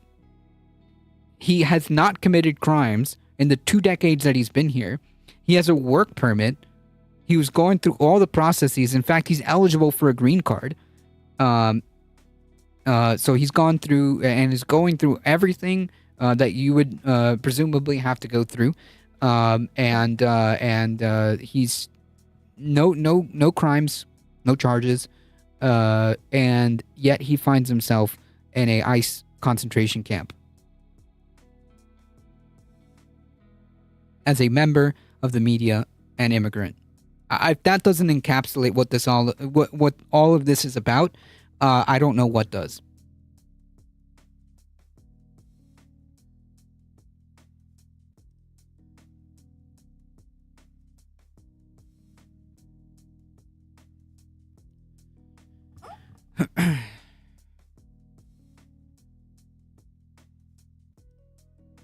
Alright, folks, it's time for me to get out of here. My voice is already dying too. I didn't mean to go this long.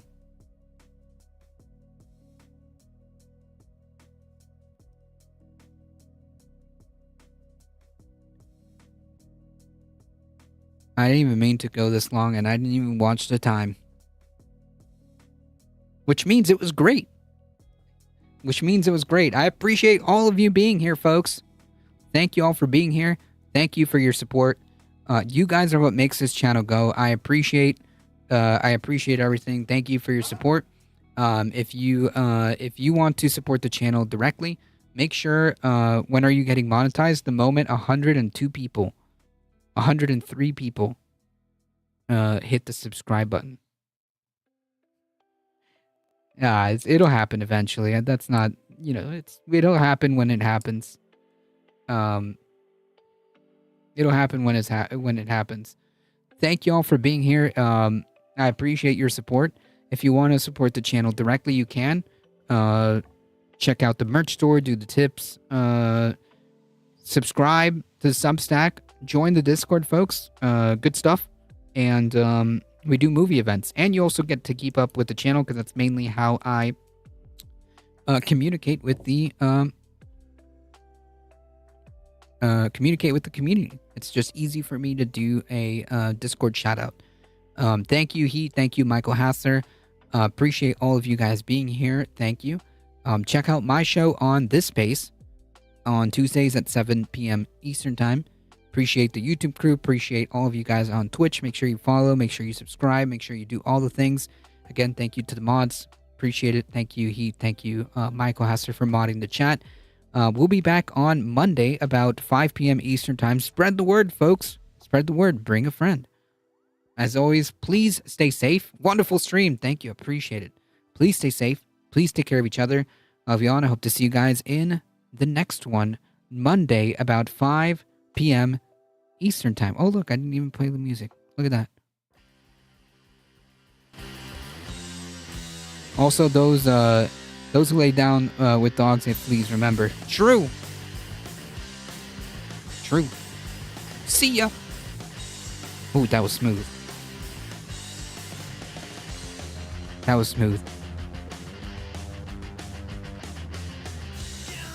The reason why I said it's smooth is because I don't have my cheat sheet. I don't have my little Stream Deck thing to make everything go. I'm doing everything manual, folks. If you can believe it.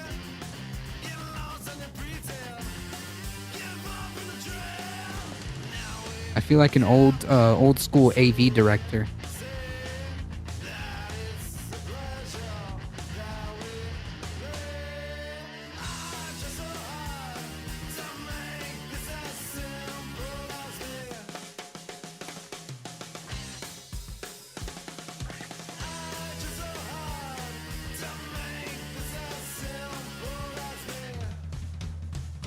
Hang tight, folks.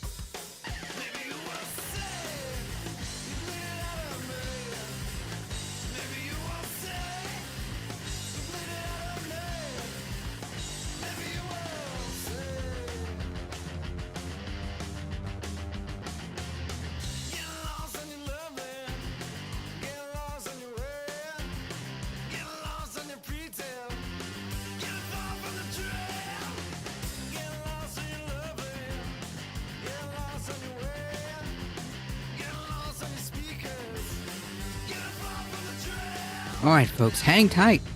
We're heading out in 5, 4, 3, 2, 1. Bye-bye.